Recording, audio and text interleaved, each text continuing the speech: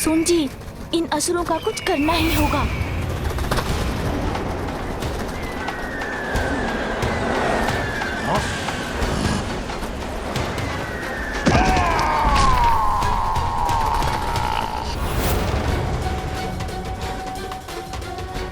ये कोई साधारण बालक नहीं, मुझे सावधान रहना होगा। असुर जी, उचित कहा था आपने। अत्यंत आनंद आएगा इस क्रीड़ा में।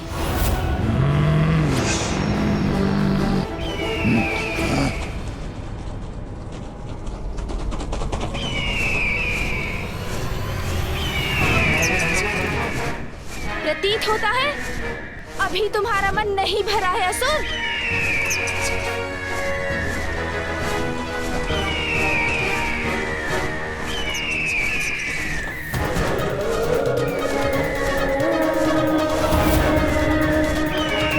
इसके विशाल पंख तो मुझे आगे ही नहीं बढ़ने दे रहे।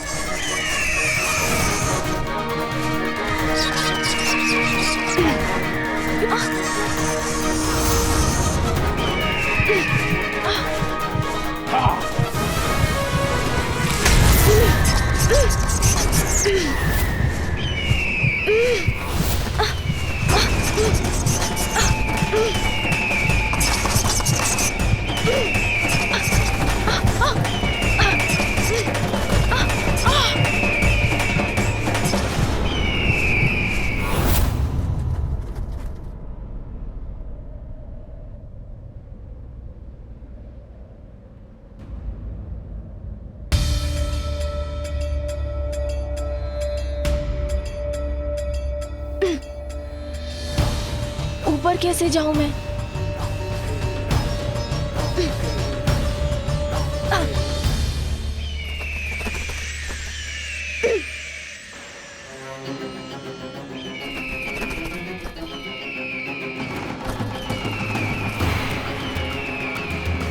बालक, अब तो फंस गए ना तुम?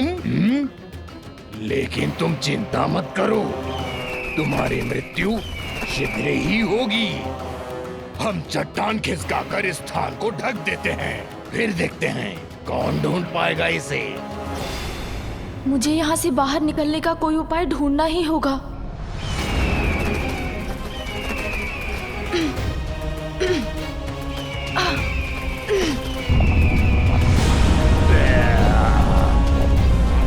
ये तो इसका मुख बंद कर रहा है।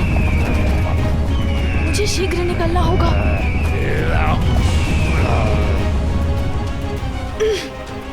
यहाँ तो पकड़ ही नहीं बन पा रही है। ये दोनों दुष्ट तो चट्टान से ढकने में सफल हो रहे हैं। इस संकट को कैसे दूर करूं मैं?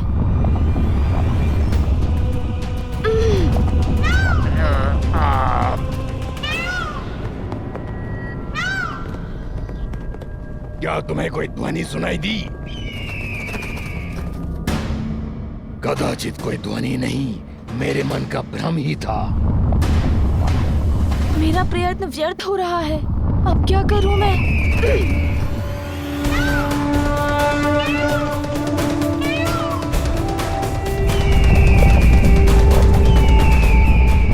दुष्ट असुरों, मैं तुम्हें अपने अनुज को क्षति नहीं पहुंचाने दूंगा।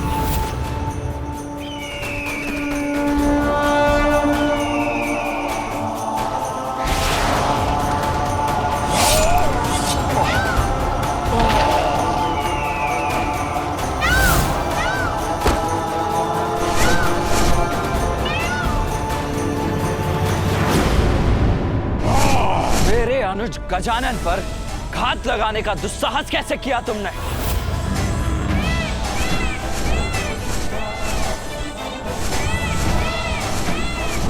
भैया,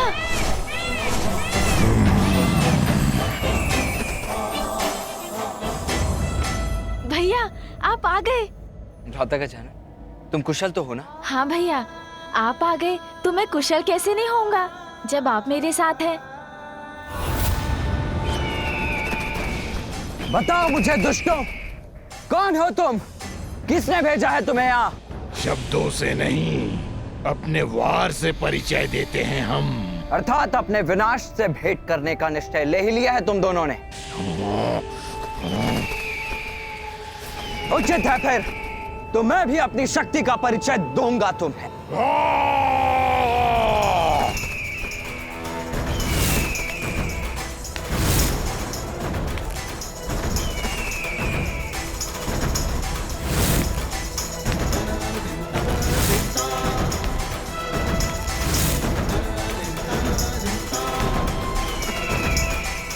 ये असुर पक्षी तो पुनः मेरी ओर आ रहा है। इस असुर से तो मैं निपटता हूँ।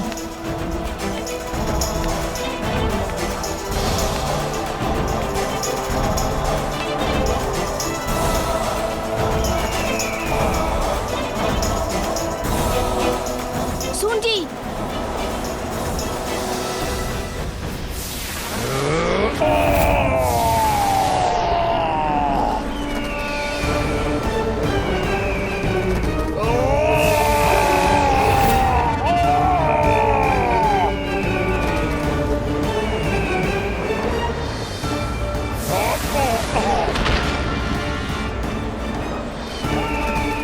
अब पराजय स्वीकार करते हो असुर, या और दंडित करूं तुम्हें? आश्चर्य, मेरी श्वास में ही इतनी शक्ति है कि इतना भयंकर ये असुर उसका सामना ही नहीं कर पा रहा है। सखी पार्वती, मैंने संपूर्ण भवन छान लिया किंतु गजानन मुझे कहीं नहीं मिला। विजया, गजानन का ध्यान रखने के लिए तो तुम्हें छोड़ा था मैंने, फिर वो कहाँ चला गया? मुझे क्षमा कर दो सखी पार्वती। हम दोनों बात कर रही थी कि कुमार कार्तिकेय प्रस्थान करने वाले हैं। कदाचित ही वो वार्तालाप सुनकर गजानन उनके पीछे पीछे चला गया। कार्तिकेय के पीछे चला गया? तब तो मुझे स्वामी को सूचित करना होगा। यदि वो भटक कर वन में पहुंच गया तो उस पर किसी बड़े संकट की छाया भी पड़ सकती है।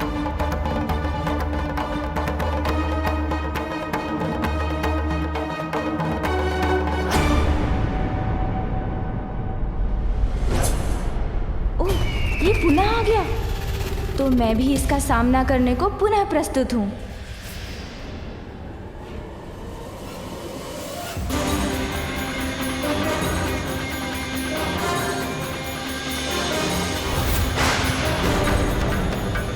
दंडित तो अब मैं करूंगा तुम्हें।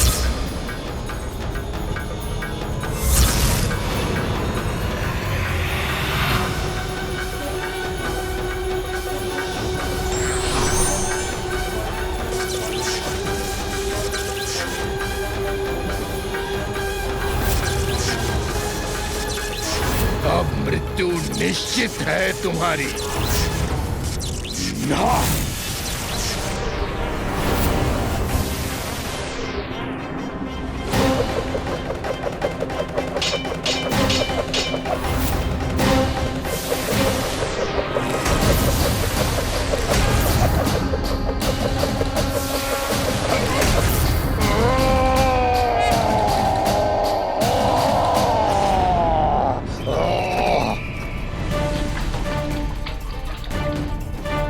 ये कहाँ घुमा रहा है?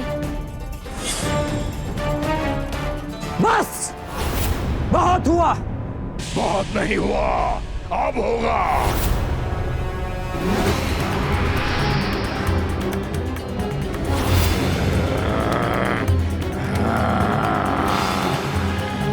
मैं तो अभी भी जीवित हूँ, किंतु अब तुम्हें तुम्हारी मृत्यु से कोई नहीं बचा सकता।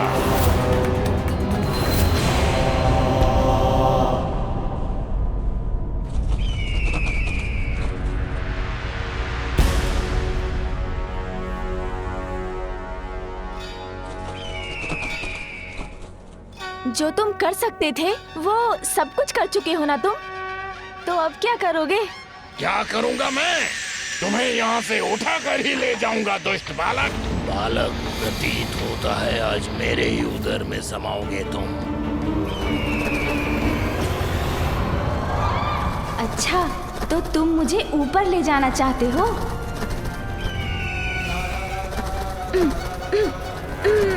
अब मैं तुम्हें मृत्यु दंड दूंगा। प्राण तो मैं तुम्हारे हरूंगा दुष्ट असुर।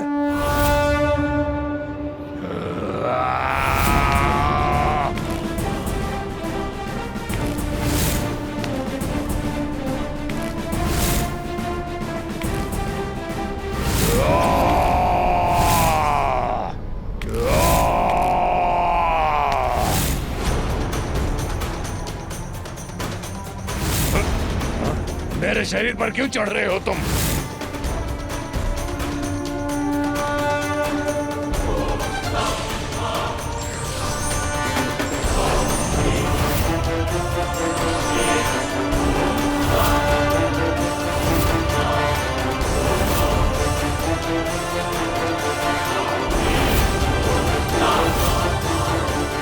सुन जी, अब रुकने का समय मेरा नहीं तुम्हारा है। तुम्हारी ये क्रीड़ा अब यहीं समाप्त होगी।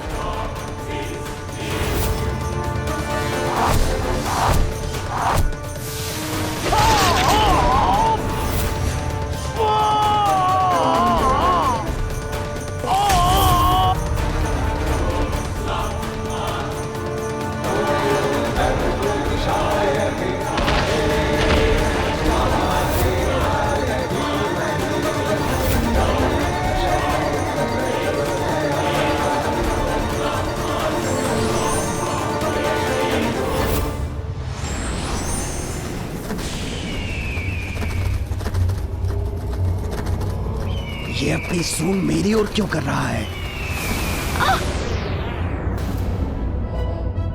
गजानन,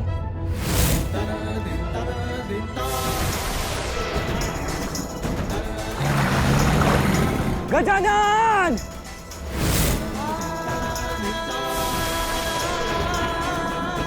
मेरा आहार स्वयं मेरे मुख में आ रहा है।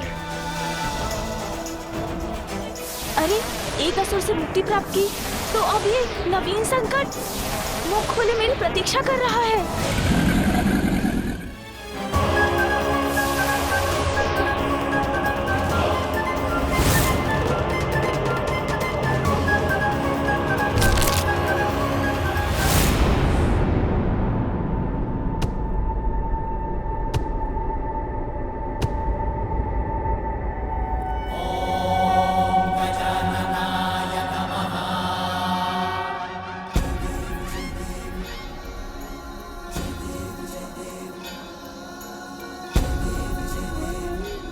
कुछ नहीं हुआ गजानन को, सुरक्षित है वो।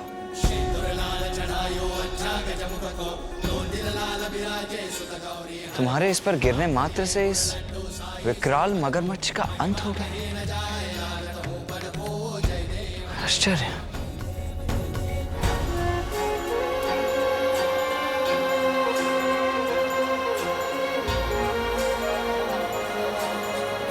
भैया, मैं बहुत प्रसन्न हूँ कि आप कैलाश लौट आए। हाँ गजानन, तुम में तो अपार शक्ति है, किंतु तुम्हें अभी उसका आभास नहीं है। आप क्या कह रहे हैं भैया? मुझे कुछ समझ में नहीं आया। अपनी शक्ति को पहचानो गजानन, उसको साध कर अपने वश में करो। अच्छा भैया, किंतु ये कैसे करूं? पूर्ण निष्ठा से वो साधना करो गजानन, जिसके लिए माता ने तुम्हें प्रेरित किया है। तुम्हें अपनी शक्ति को पहचानने में अवश्य सफलता प्राप्त होगी। गजानन, कार्तिकेय!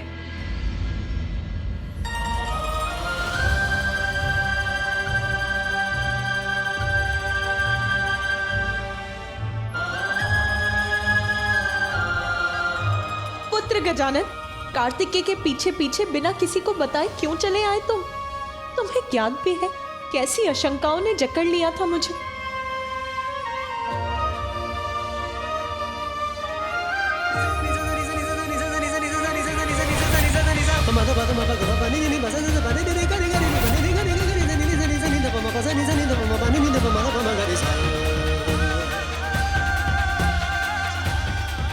तो मेरी आशंका उचित ही थी। पुनः उन असुरों ने प्रयत्न किया मेरे पुत्र को आहत करने का।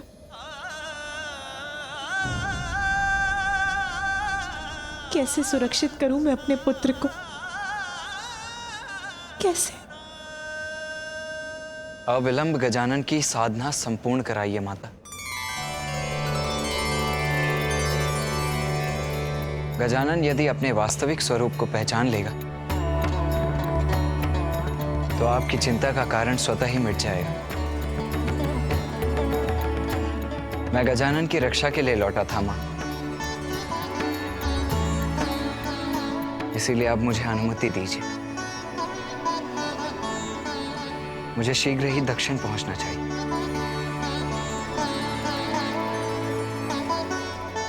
नहीं भैया, आप नहीं जा सकते।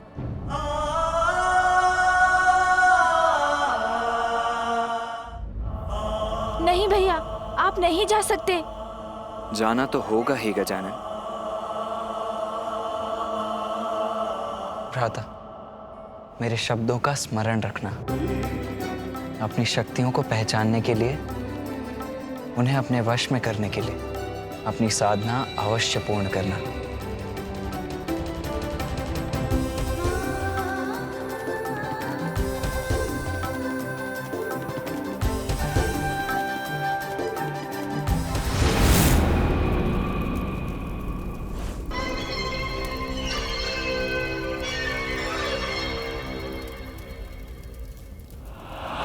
तनिक भी विश्राम नहीं कर सकूंगी मैं जब तक वो असुर अपनी सफलता का सुखद समाचार लेकर नहीं लौटते।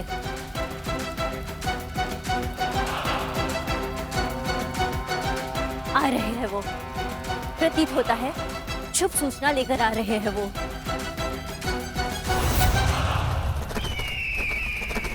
ये क्या? ये तो अकेला है, किंतु ये अकेला क्यों लौट रहा है? और ये अपनी गति धीमी क्यों नहीं कर रहा है? रुक जाओ! अरे मेरा ही अंत करना चाहते हो क्या?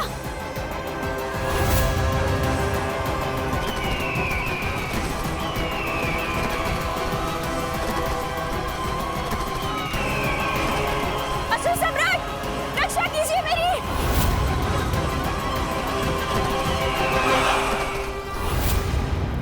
असुर सम्राट!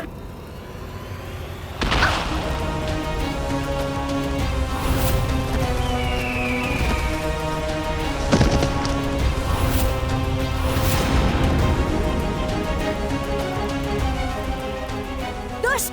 यदि मेरे ऊपर गिर जाते तो अनिष्ट हो जाता। असुर सम्राट, ये देखिए। प्रणाम असुर सम्राट। अशुभ समाचार लाया हूँ। देखिए असुर सम्राट सिंदूरा, महादेव के दोनों पुत्र कार्तिकेय और गजानन ने मिलकर मेरी ऐसी दुर्दशा कर दी और उन्होंने दोनों असुरों का वध भी कर दिया। मेरी अवस्था भी अच्छी नहीं है महाराज। नहीं, ये असंभव है।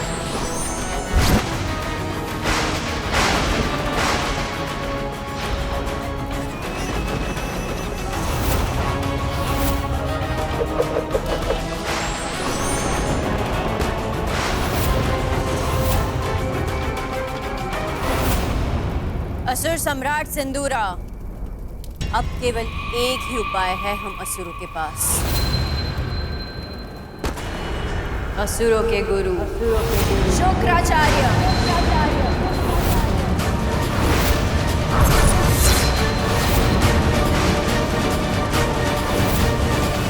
जब मेरे वर्षों की तपस्या के बाद भी आप अपने ध्यान से नहीं उठे, तब देवताओं ने आपके हृदय में मेरे प्रति प्रेम जगाने के लिए कामदेव को भेजा और उन्होंने आप पर बाण चला दिया, किंतु आपने अपने तीसरे नेत्र की अग्नि से उन्हें भस्म कर दिया।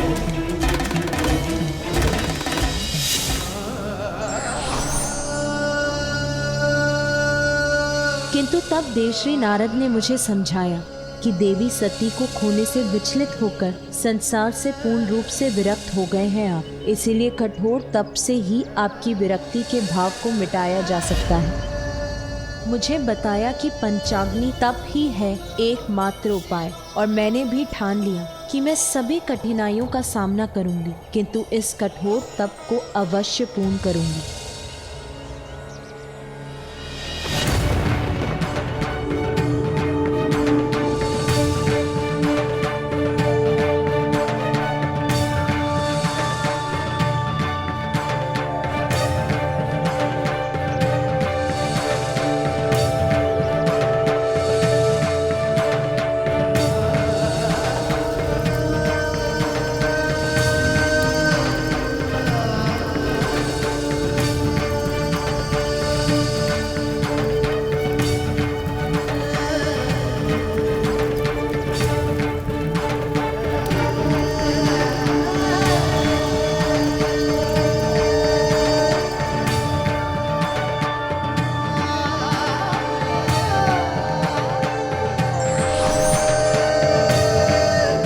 पार्वती,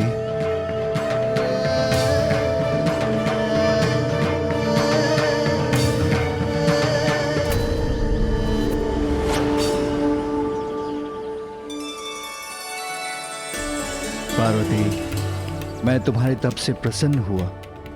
कहो, क्या इच्छा है तुम्हारी? मेरी इच्छा तो आपको पाने की है मेरे प्रभु, मेरे स्वामी। पार्वती, तुम्हारी इच्छा अवश्य पूर्ण होगी। तुम अपने माता पिता के पास उनके निवास स्थान लौट जाओ। उचित समय आने पर मैं तुम्हारा वरण करने स्वयं आऊंगा। आदि शक्ति जगत जननी हूं मैं, और ये मुझे उस तप को पूर्ण करने के बाद ही ज्ञात हुआ, और मैंने आपका सानिध्य भी पाया। किंतु गजानन तो अभी बालक है स्वामी, कहीं मैं उसके साथ आवश्यकता से अधिक कठोर तो नहीं हो रही हूं? आपका पुत्र तो स्वयं परम ब्रह्म है, महागणपति है उमा। वो भी अवश्य इस तप के माध्यम से अपनी कुंडलिनी को जागृत कर अपना वास्तविक परिचय प्राप्त करेगा। हाँ स्वामी, अवश्य सफल होगा वो। मुझे यहाँ से दीपक की लौ दिखाई दे रही है स्वामी। और मुझे गजानन, वो अपने ही तप में लीन है।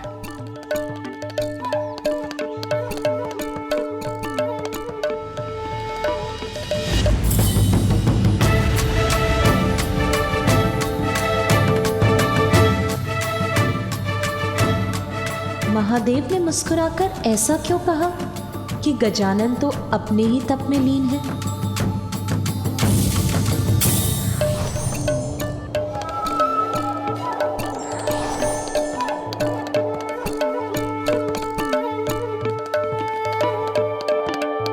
तो ये था आपका संकेत स्वामी? तप नहीं, वो तो निश्चिंता से फलार कर रहा है। कौन है ये शुक्राचार्य? असुरों के गुरु, ऋषि भृगु के पुत्र शुक्राचार्य, जिनकी प्रतिभा देखकर ऋषि अंगिरस ने उन्हें अपने शिष्य के रूप में स्वीकार किया और अपने पुत्र बृहस्पति के साथ उन्हें शिक्षा प्रदान की। किंतु जब देवता देवगुरु का चयन कर रहे थे तो अंगिरस ऋषि ने पक्षपात कर अपने पुत्र बृहस्पति को अधिक ज्ञानी सिद्ध कर दिया और उन्हें देवगुरु के पद पे स्थापित करवा दिया।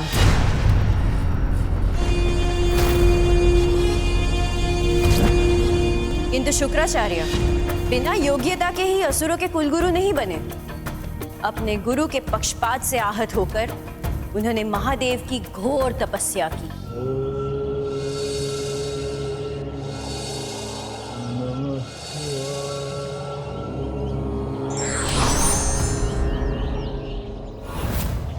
मैं तुम्हें मृत संजीवनी प्राप्त करने का वरदान देता हूँ। जब महादेव के वरदान स्वरूप उन्होंने मृत संजीवनी विद्या प्राप्त कर अपने आप को और भी योग्य बना दिया।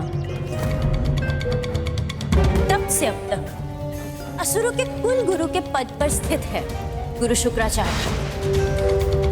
अनेकों बार देवताओं के साथ युद्ध में मृत असुरों को पुनर्जीवित किया है उन्होंने।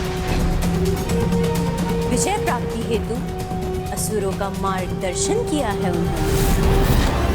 इसलिए आप भी गुरु शुक्राचार्य की शरण में जाइए असुर सम्राट, और उनके सुझाव पर ही अपने आगे की योजना बनाइए।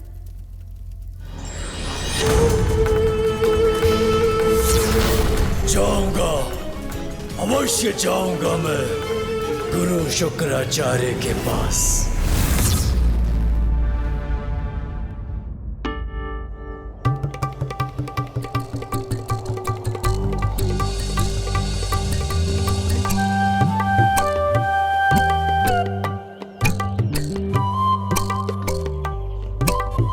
ये परछाई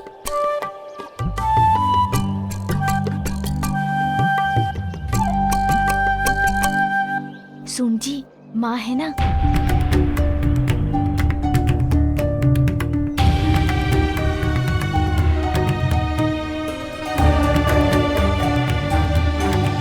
क्या हुआ गजानन, तुम अपने तप से क्यों उठ गए?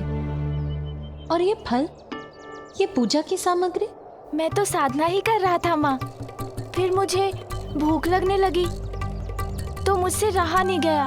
किंतु आप चिंता मत कीजिए माँ, भोजन करने के बाद मैं पुनः स्नान कर अपनी साधना प्रारंभ करूँगा। आप निश्चिंत रहिए माँ, मैं पूर्ण कर लूँगा अपनी साधना।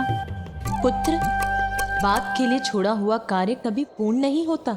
लक्ष्य प्राप्ति के लिए तो अनेक चुनौतियों से संघर्ष कर उन पर विजय पानी होती है पुत्र। उसके बिना कभी सफलता प्राप्त नहीं होगी। और चुनौतियां तो कठिनाइयों का रूप लेकर ही प्रस्तुत होती हैं। कठोर साधना से साध कर ही उन्हें सरल बनाया जा सकता है पुत्र। क्या तुम शक्ति संपन्न नहीं होना चाहते पुत्र?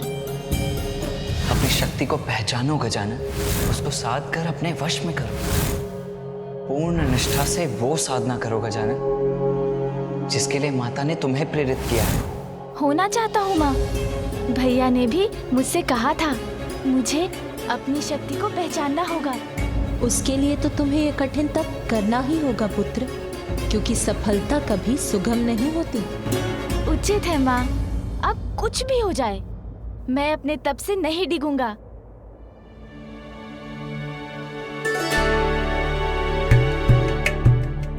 माँ, यदि आपकी अनुमति हो तब प्रारंभ करने के पूर्व ये लड्डू और खा लूं।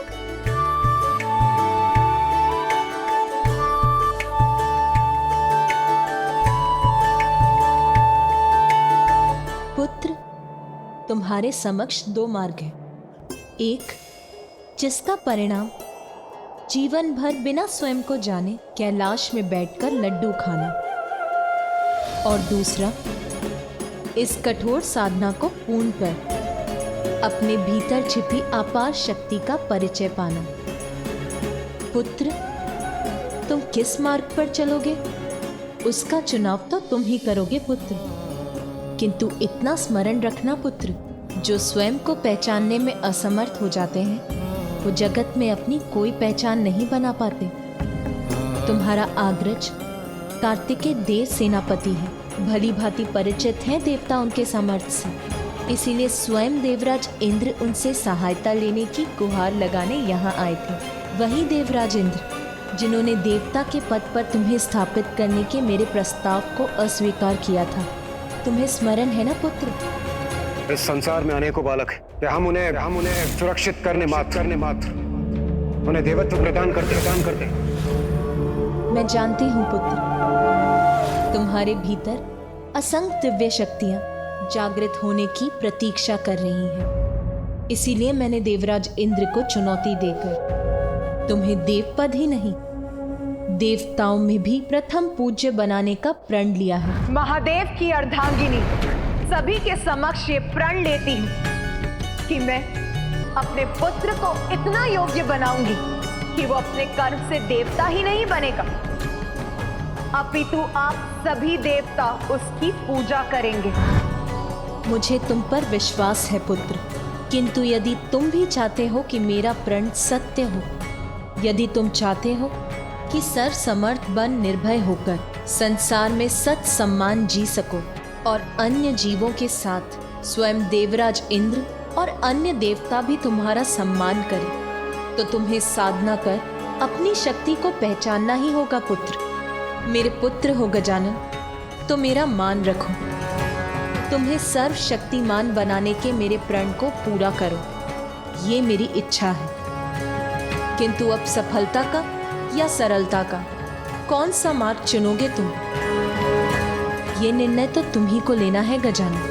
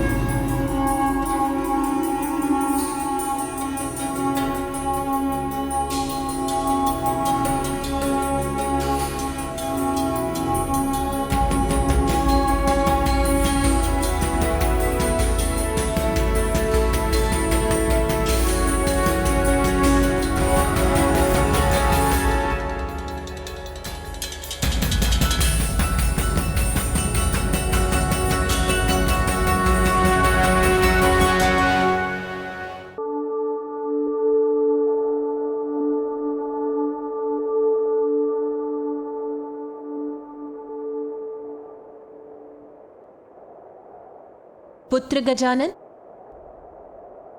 पुत्र गजानन,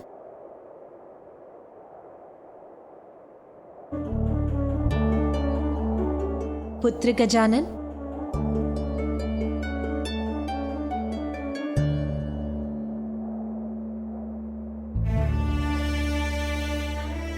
पुत्र गजानन। सूर्यास्त हो गया, संध्या हो चली है पुत्र। संध्या भी हो गई माँ, मुझे तो पता ही नहीं चला। आज की साधना पूर्ण हुई गजानन। अब भवन चलो और भोजन कर विश्राम कर लो पुत्र। बड़ी विचित्र बात है, आज मेरे जीवन में प्रथम बार मुझे भूख का आभास तक नहीं हुआ। आश्चर्य है।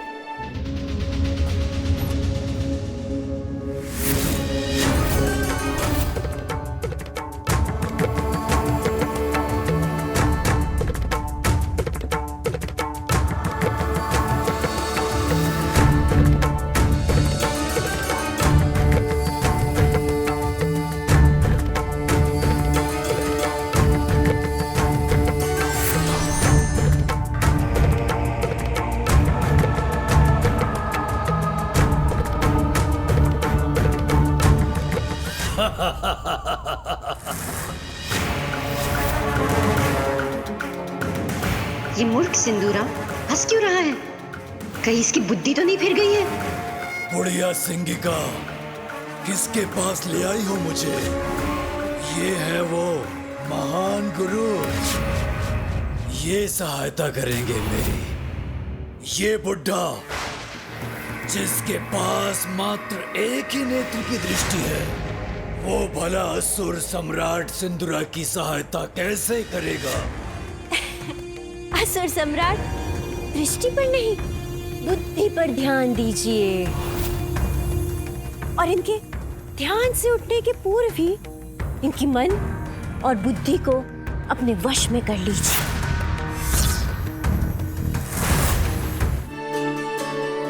आहा, स्वादिष्ट मोदक।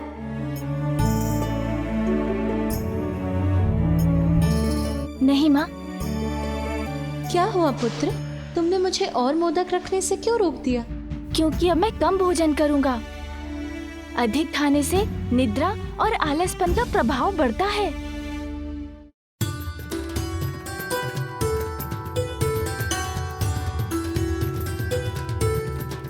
लो पुत्र। बस बस माँ, इतना अधिक नहीं।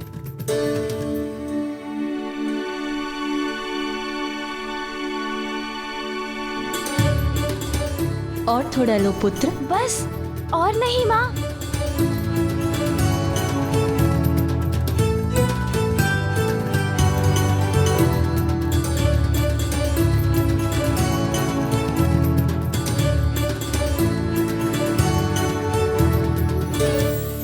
गजानन, भोजन हो गया तुम्हारा? हाँ नानी माँ, हो गया। तो चलो, सोने से पूर्व मैं तुम्हें एक अच्छी सी कथा सुना देती हूँ, जिससे तुम्हारी थकान भी मिट जाएगी और तुम्हें निद्रा पड़ जाएगी। नहीं नानी माँ, कथा सुनने का समय नहीं है मेरे पास।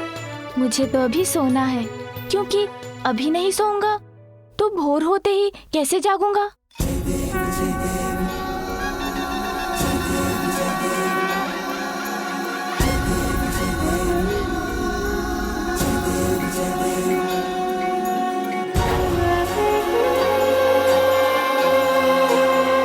ये तो परिश्रम के बाद की मीठी निद्रा है पुत्र। अब तुम विश्राम कर लो, क्योंकि तुम्हारा तप तो और कठिन होने जा रहा है। महान आचार्य है ये, किंतु हठी है। अपनी बुद्धि के अनुसार ही सब कुछ करते हैं ये, और केवल उसी पर कृपा करते हैं जो इनकी बात सुनता है और मानता है। और मैं तो अपने पिता ब्रह्मदेव की भी बात नहीं मानता हूँ। ये मेरी बात माने और मुझे उचित सुझाव दे, इसलिए मैं इनकी बुद्धि को अपने वश में कर लेता हूँ।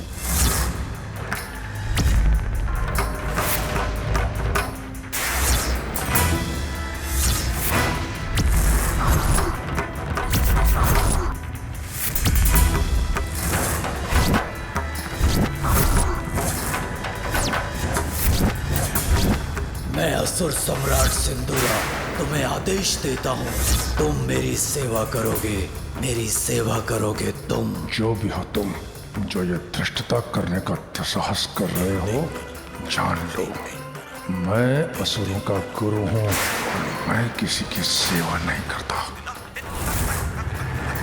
क्या हुआ? उनका मन आपके वश में हुआ कि नहीं?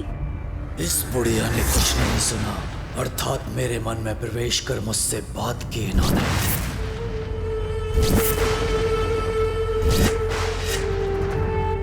उचित सोच रहे हो तुम। बहुत अहंकार है ना अपनी शक्तियों का तुम्हें।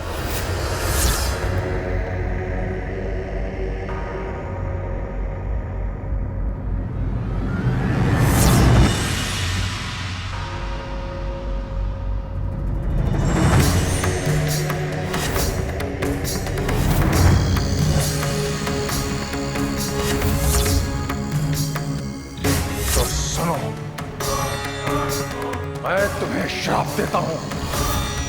जिस शक्ति का तुम्हें इतना अहंकार है, वो तब तुम्हारे लिए व्यर्थ हो जाएंगी जब तुम्हें उनकी सबसे अत्यधिक आवश्यकता होगी।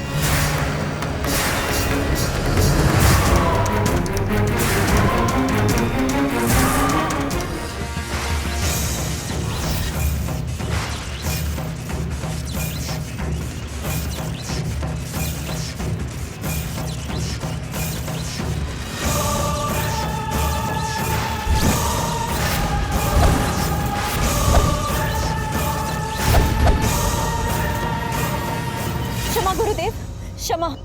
असुर सम्राट सिंदूरा को क्षमा कीजिए। असुरों के इस कठिन समय में केवल आप ही हमारी सहायता कर सकते हैं गुरुवर। ये मैं क्या कर बैठा?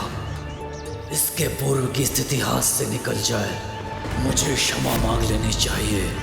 जैसे भी हो, मुझे तो अपना कार्य सिद्ध करना है।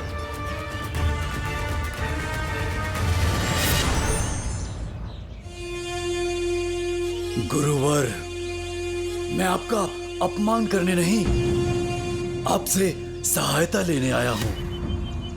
एक शाप के कारण मैं असुर बना और अब मेरे ऊपर एक महासंकट छाया है।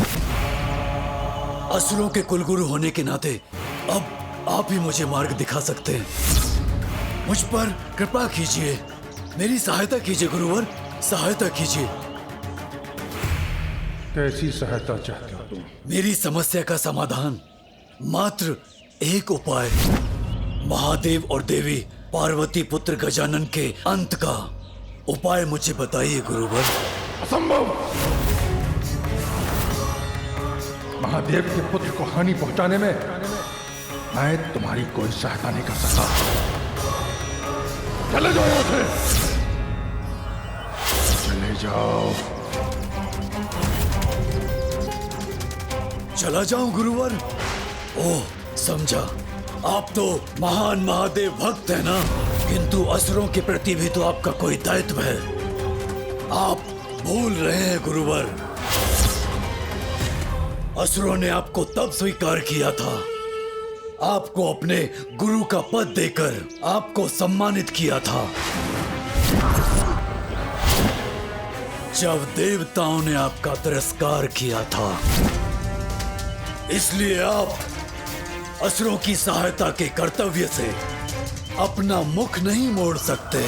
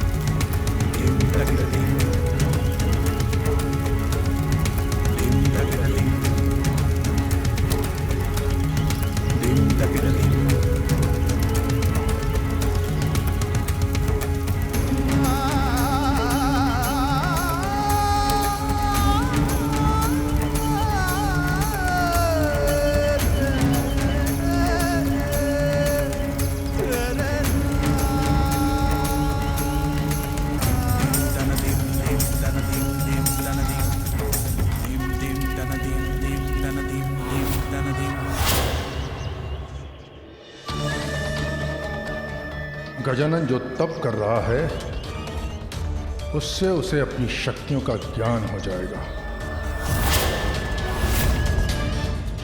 और यदि ऐसा हो गया तो फिर कोई उसका अंत नहीं कर सकेगा। इसलिए यदि तुम उसका अंत करना चाहते हो तो यह कार्य तुम्हें अभी करना होगा, उसके और शक्तिशाली बनने के, उसका तप संपन्न होने के पूर्व। किंतु गुरुवर, हमने तो अनेकों प्रयत्न किए, किंतु हर बार असफलता ही हमारे हाथ लगी। क्योंकि यह प्रयत्न तुमने कैलाश पर करने की भूल की। कैलाश में तुम उसे कुछ नहीं कर सकोगे। गजानन को हानि पहुंचानी है तो तुम्हें उसे कैलाश से बाहर लाना होगा। कैलाश से बाहर गुरुवर? किंतु कैसे? गजानन की साधना सफल होने के पूर्व स्वर्ग पर आक्रमण करना होगा, उस पर अपना आधिपत्य स्थापित कर वहां स्थित अमृत का पान करो, जिससे तुम अपराजय हो जाओगे। फिर तुम गजानन के तप को भंग कर सकोगे, उसका हरण कर उसका अंत भी। अमृत पान करूंगा मैं। उचित सुझाव दिया है गुरुवर।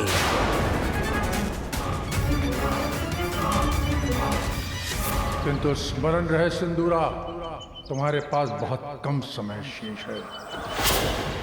स्मरण रहे।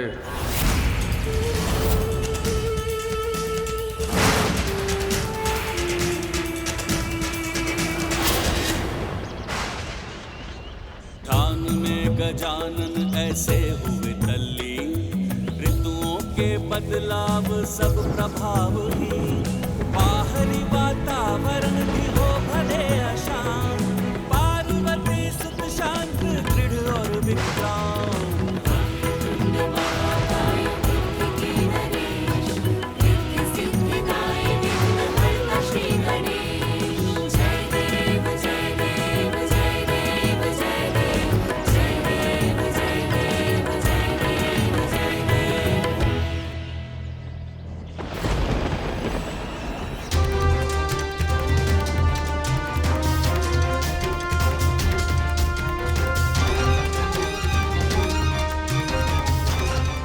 मेरे मन में उमड़ रही चिंताओं को शांत कैसे करूं? तेरी पार्वती का एक पुत्र वैसे ही देव सेनापति पद पर स्थापित है, अब यह दूसरा इस तप से अतुलित शक्ति का स्वामी बनने का प्रयास कर रहा है। कदाचित आप व्यर्थ चिंता कर रहे हैं गुरुदेव। इस कठोर तप को पूर्ण करने में तो गजानन को अनेकों वर्ष लग जाएंगे। सूर्यदेव विपत्ति पूर्व सूचना देकर नहीं आती, अचानक ही आक्रमण करती। भूला नहीं हूं मैं गजानन की क्षमताओं को, किस तरह उसका परिचय उसने हम देवताओं को दिया था। इसलिए हम देवताओं की भलाई इसी में है कि हम सतर्क रहें। कदाचित वो तप में सफल हो, पुनः आप सभी देवताओं का अपमान करेगा और मुझसे मेरा सिंहासन अवश्य छीन लेगा। छिनेगा, अवश्य छिनेगा तुम्हारा सिंहासन देवराज इंद्र, किंतु गजानन द्वारा नहीं, मेरे द्वारा।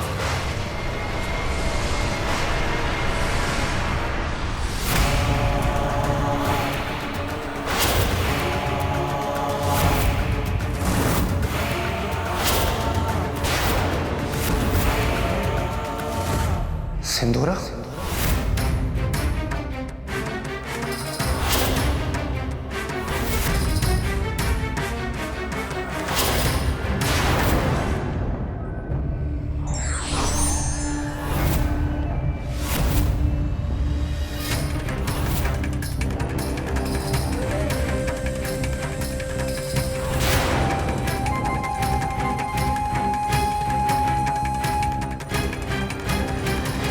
दुष्ट असुर, तूने पुनः यहाँ आने का दुस्साहस कैसे किया?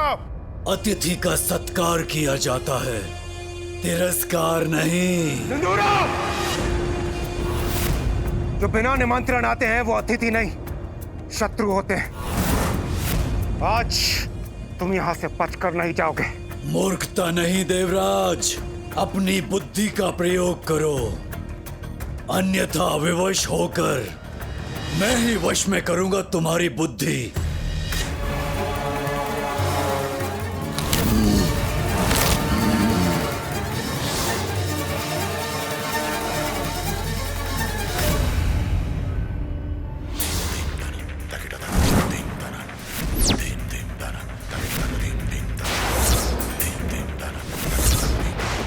झुकाओ अपने अस्त्र अभी, इसी क्षण। अब तुम सभी मेरे नियंत्रण में हो, उचित है अब।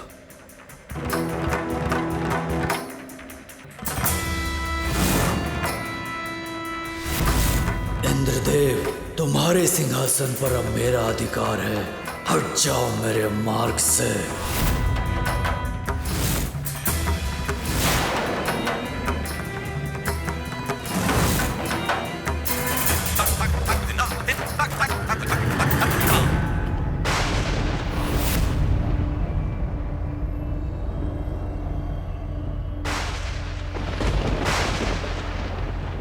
ये कार्य तो संपन्न हो गया। अब जो कार्य करने आया हूं वो प्राप्त करना है मुझे। अमृत चाहिए मुझे।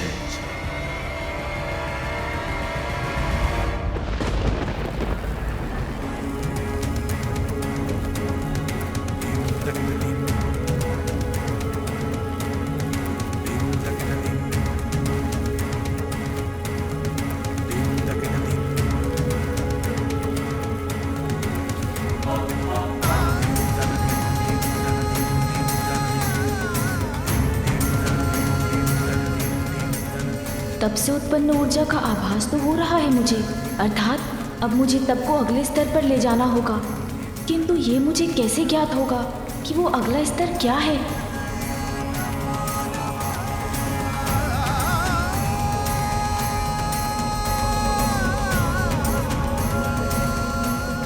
गजानन, मैं तुम्हारा मार्गदर्शन करूंगा, तुम्हें इस तप को पूर्ण करने का मार्ग दिखाऊंगा। धन्यवाद। किंतु आप कौन हैं? पहचानो मुझे गजानन, मैं ही परम ब्रह्म हूँ, महागणपति हूँ। तुम्हारे तप में तुम्हें सफलता दिलाने में मैं तुम्हारी सहायता करूंगा। मुझे अमृत चाहिए, जिसमें तनिक भी विलंब नहीं हो सकता। किंतु अमृत पर तो कड़ी सुरक्षा है और उसे भेद पाना अत्यंत कठिन। केवल त्रिदेवों की अनुमति से ही सुरक्षा चक्र को भेद कर अमृत तक पहुंचा जा सकता है। 4 सुरक्षा घेरों में बटे इस सुरक्षा चक्र के प्रथम घेरे पर यक्ष, गंधर्व और देवताओं के साथ स्वयं देव शिल्पी विश्वकर्मा जी अमृत की रक्षा करते हैं और दूसरे घेरे की रक्षा दिव्य अग्नि रेखाएं करती हैं। उनसे टकराने वाला भस्म होकर अपने प्राण खो बैठता है, एक विकराल दिव्य चक्र रूपी। तृतीय घेरा तो इतना भयंकर है कि उसकी कल्पना से ही भय लगता है। इस विशाल चक्र के नुकीले लोह दंत सदैव ही गतिमान रहते, जो क्षण भर में किसी को भी काट सकते हैं। और चौथे घेरे पर 2 विषैले भयानक नाग सदैव अमृत की निगरानी में रहते हैं। उनकी दृष्टि मात्र के पड़ने से कोई भी जीव क्षण भर में भस्म हो जाता है। तो क्या आज तक कोई भी त्रिदेवों की अनुमति के बिना अमृत तक नहीं पहुंच सका? केवल गरुड़ ही ऐसा करने में सफल रहे, क्योंकि वो अपनी माता विंता को दासत्व से मुक्त कराना चाहते थे। माता के प्रति उनकी निष्ठा देख त्रिदेव उनसे अति प्रसन्न हुए और माता की सेवा के लिए इतना अपार साहस करने के लिए श्रीहरि ने उन्हें अपना वाहन बना लिया। जो कोई और कर चुका है वो मेरे लिए भी असंभव नहीं। त्रिदेवों की सहमति के बिना सफलतापूर्वक अमृत तक पहुंचने वाला मैं दूसरा होऊंगा। शीघ्र ले चलो मुझे वहां। जो आज्ञा। अमृत का पान करना अनिवार्य है मेरे लिए।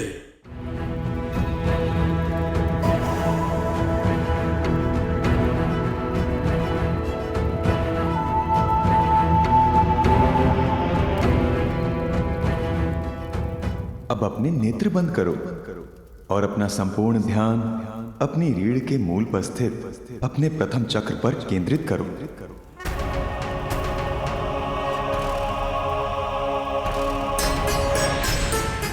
ये तुम्हारा मूलाधार चक्र है गजानन, तुम्हारी सुप्त ज्ञान का आधार।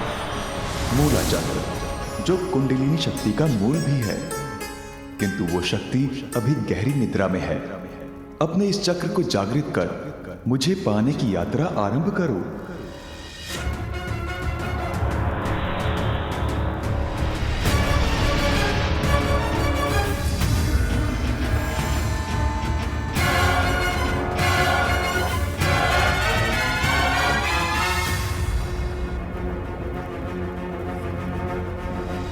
तुम्हारे भीतर कुंडलिनी शक्ति जागृत हुई है, जिसकी अपार ऊर्जा के कारण तुम्हें कष्ट हो रहा है।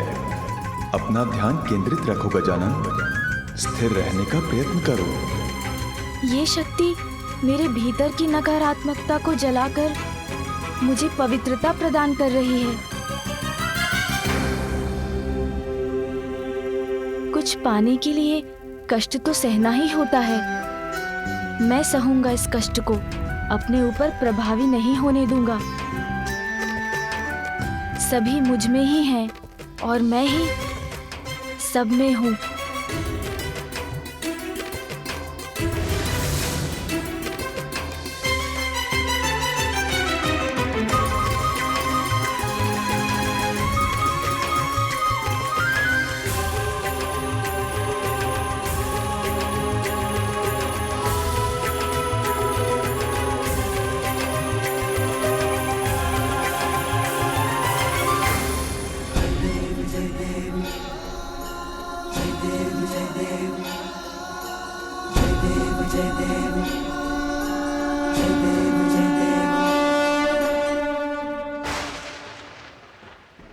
गजानन का तप तीव्र गति से आगे बढ़ रहा है।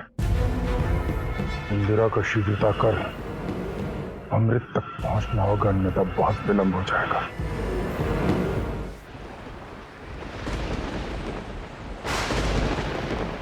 ये मेघ इतने अशांत क्यों है?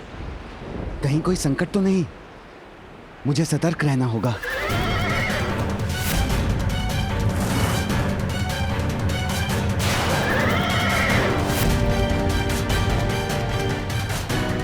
देवराज इंद्र यहाँ?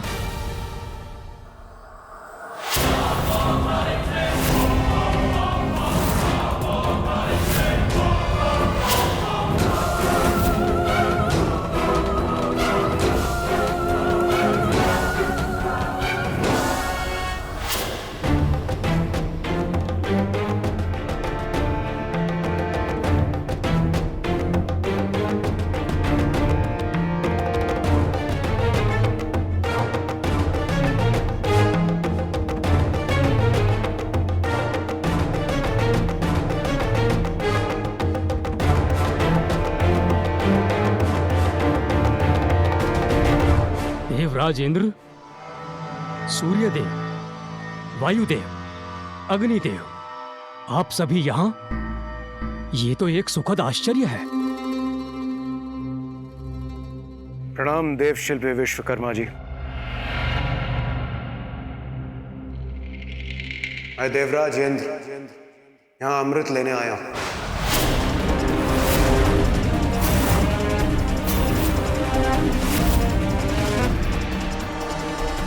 हमें आगे बढ़ने दीजिए। अमृत? किंतु देवराज, आपको तो ज्ञात है त्रिदेवों की अनुमति के बिना यह असंभव है। मैं आपको आगे नहीं बढ़ने दे सकता। अनुमति नहीं मांग रहा हूं, आदेश दे रहा हूं आपको।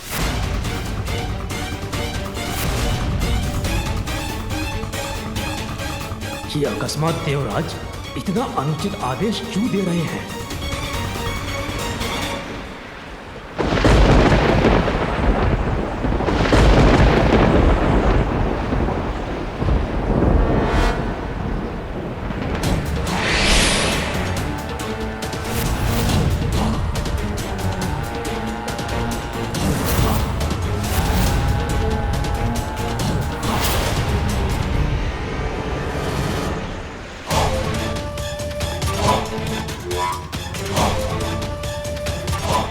आश्चर्य है, देवराज और अन्य देवता एक असुर को लेकर आए हैं यहाँ।